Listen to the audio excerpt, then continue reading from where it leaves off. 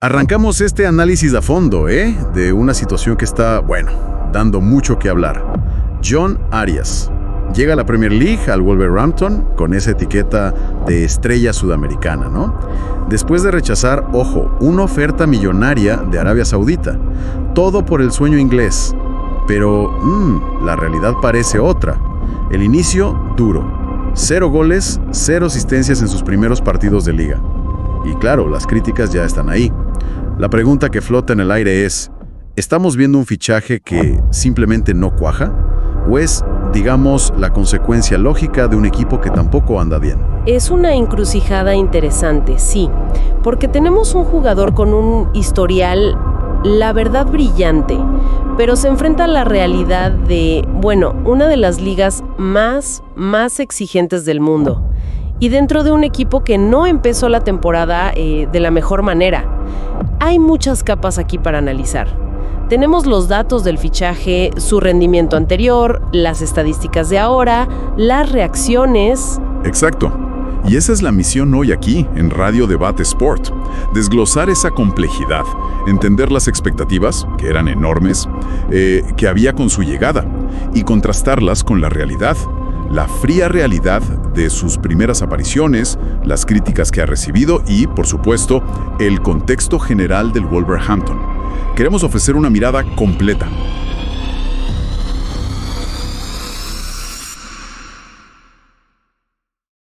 Pues entremos en materia. Empecemos justo por ahí, por las expectativas. No podemos ignorar lo que significó el fichaje. Hablamos de una inversión considerable por parte de los Wolves, unos 21 millones de euros fijos más un 10% que se guardó Fluminense por una futura venta. No es calderilla, vamos. Para nada. Y esa cifra ya de por sí genera una presión inicial. Pero súmale a eso la narrativa que, el propio jugador ayudó a construir, ¿no? Tomó una decisión muy sonada. Decirle no a esa oferta estratosférica del Al Nassr. Hablamos de 10 millones de dólares al año, por 5 temporadas, y prefirió la Premier, para cumplir un sueño, dijo, aceptando incluso, según se dice, un salario inicial menor al que tenía en Brasil. Una decisión valiente sin duda. Habla de ambición deportiva por encima de la plata. Pero claro, esa misma narrativa, la del sueño cumplido, puede ser un arma de doble filo. Genera simpatía al principio, sí, pero también eleva la vara del escrutinio de la lupa mediática de forma exponencial. Desde el día 1, se espera que esa apuesta personal se pague en la cancha, y rápido. Claro, porque además no venía de un equipo menor o de una temporada así nomás. En Fluminense era, sin exagerar, una figura capital, importantísimo en la Libertadores, fundamental en la Recopa y dejó su marca en el Mundial de Clubes. Lo metieron en el equipo ideal del torneo. Sus números totales en Brasil, impresionantes. 47 goles, 55 asistencias en unos 230 partidos. Era el motor, el distinto del equipo. Un historial que, justifica en gran parte la inversión y la expectativa. Era de los jugadores más desequilibrantes del continente, sin duda. Y para rematar, le dan la 10, el dorsal que dejó Mateus Cunha, un número con un peso simbólico enorme, cierto. Todo apuntaba a que llegaba para ser un pilar ofensivo, un tipo diferencial desde el minuto 1.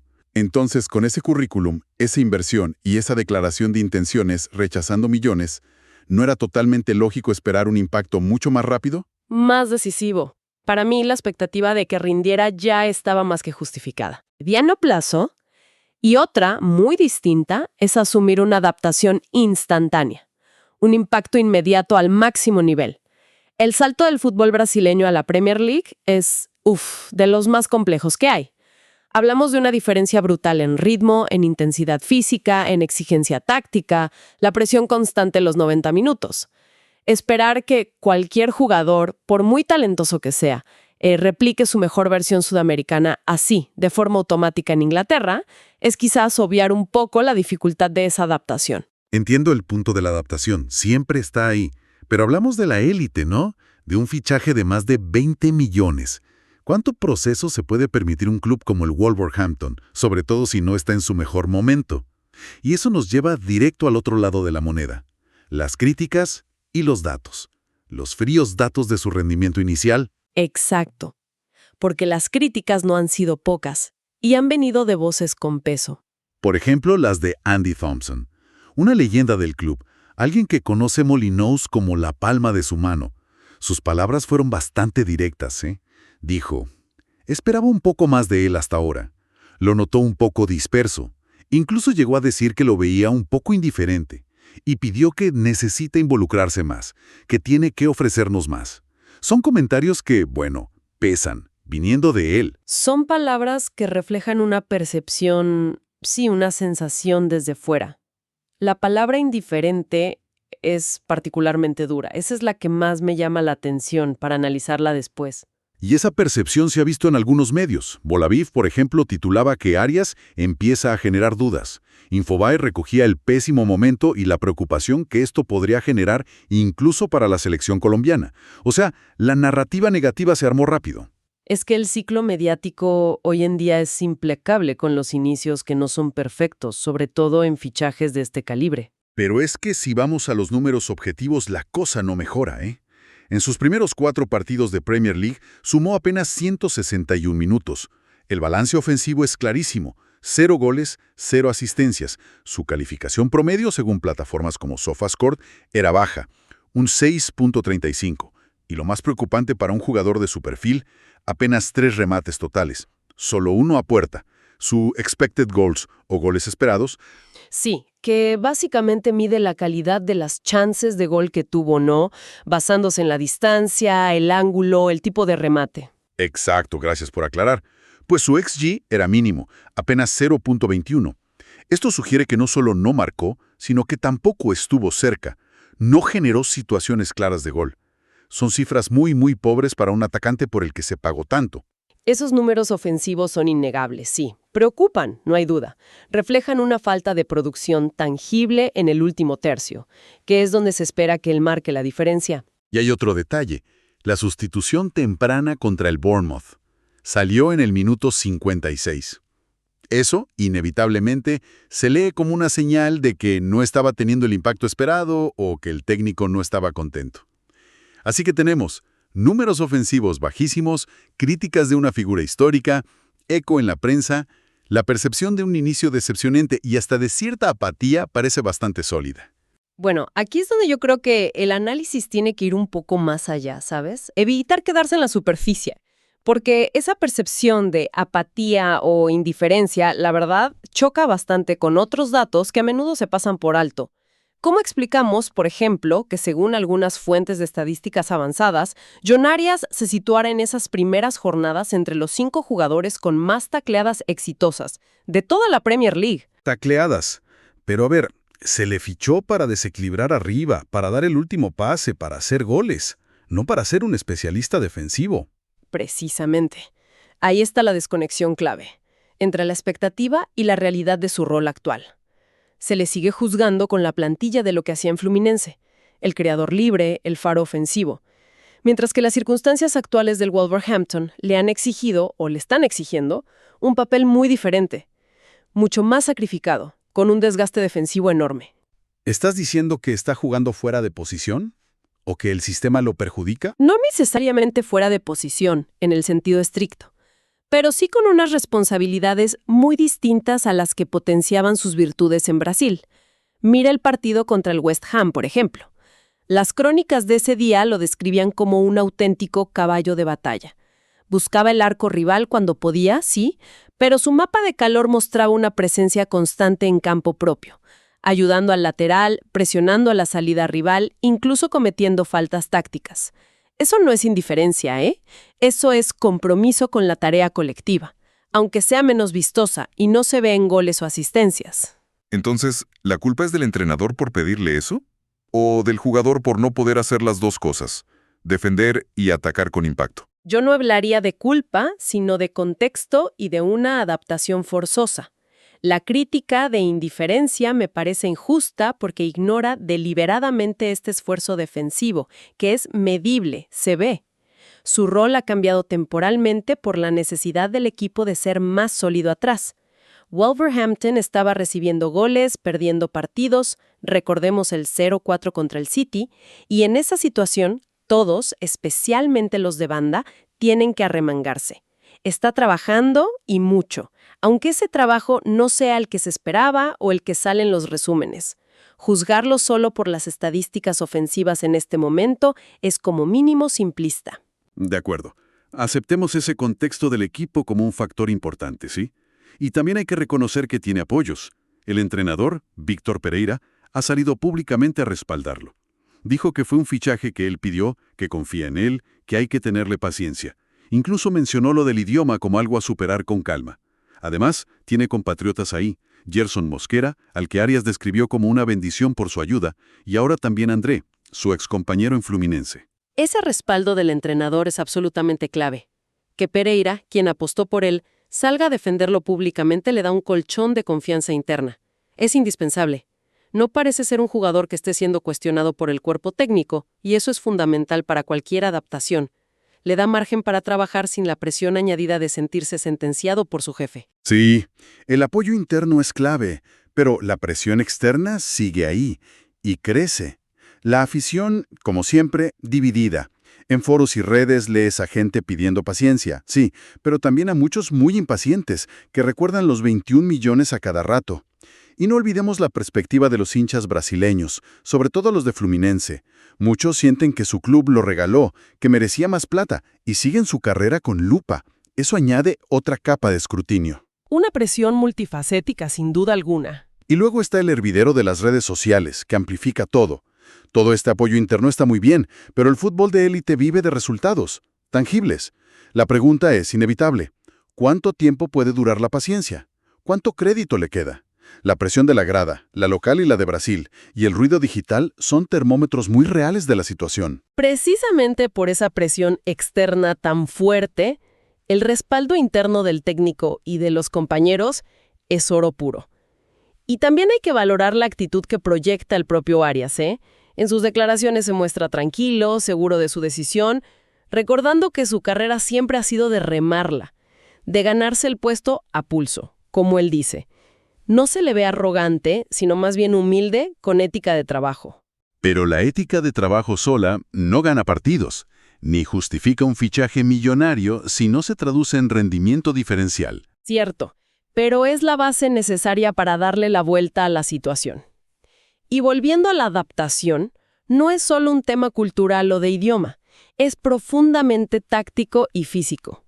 Pasar de ser el centro creativo en Fluminense, donde mucho juego pasaba por él, a jugar de extremo invertido o en un rol más versátil en el sistema súper exigente y rápido de la Premier. Y encima en un equipo con dificultades colectivas. Eso requiere un ajuste sí o sí, no es apretar un botón y ya. Un ajuste que choca con la urgencia de un equipo que necesita puntos ya. Es la eterna tensión, ¿no? Entre el proceso y el resultado inmediato. El apoyo personal, como el de Mosquera haciendo casi de traductor y guía, es importantísimo a nivel humano. Pero insisto en la conexión individuo-colectivo. El rendimiento de Arias es también un reflejo de la dinámica general del Wolverhampton. Si el equipo logra encadenar un par de buenos resultados, si gana confianza como bloque, es muy probable que veamos una versión mucho más cercana al potencial ofensivo de Arias. Dar un veredicto definitivo sobre él ahora mismo me parece prematuro. Y desconectado del contexto del equipo. Hablando de termómetros y percepciones, las redes sociales han sido un claro ejemplo de cómo cambia el viento, ¿no? Recuerdo perfecto el entusiasmo inicial en plataformas como Reddit, cuando se confirmó el fichaje y se supo lo de la oferta saudí. Se le veía como un héroe romántico, eligiendo la gloria deportiva sobre la plata fácil. El clásico péndulo de la opinión digital, del éxtasis a la crítica feroz en cuestión de semanas. Así funciona. Y ese entusiasmo inicial, se transformó rápido en críticas y hasta en burlas.